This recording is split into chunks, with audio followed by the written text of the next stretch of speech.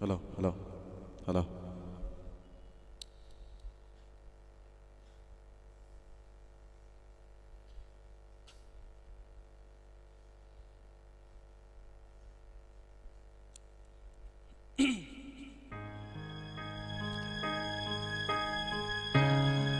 Pakai vang bộ sang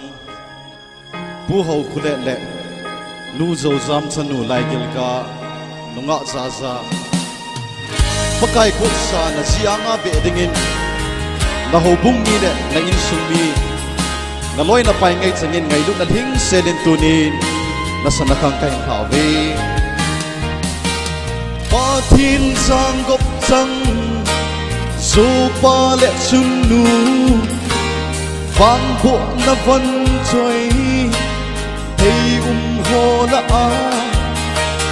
tông hoi la mel hoi min ngay ô za za a hum tông hum nghe na sa na kang ha na a him kum fu a in chen sim ding in Alti sa ding le mi son ri ding kat zui thei mi lu lo hing di ding in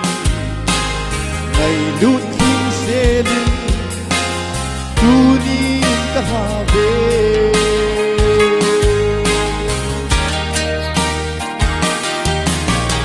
pa thiên lung dei le pi lung de a ding nei ding na hi na bol thang ye tham giang pha in lang ka pha hin su dum nom nu hi di tu din ka ha ve na hin kum ku a chen sim ding in kalti sa ding le mi son ne ri ding kat zui thei mi lu lo hing hi ding in nei lut hing se lin tu ni ka ha ve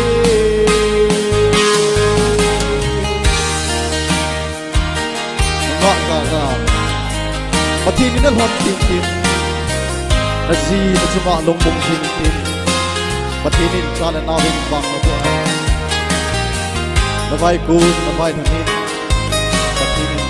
nó hoạt tìm tìm là chúng ta sao bằng nhân vật tìm chẳng hạn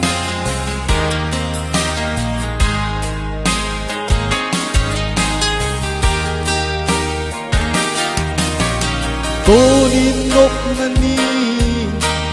thong gon that thei na hui hin ki pa na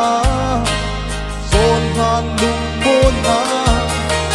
tay khôn kho ha na nang din hin bo hen vai gon vai dunin Giêsu na pui hen na hin kum ku a chen sim ding in kalti sa ding le mi son ne ri ding kat zui thei mi lu lo ling ding in ngai lut hing se lin tu ni ka ha ve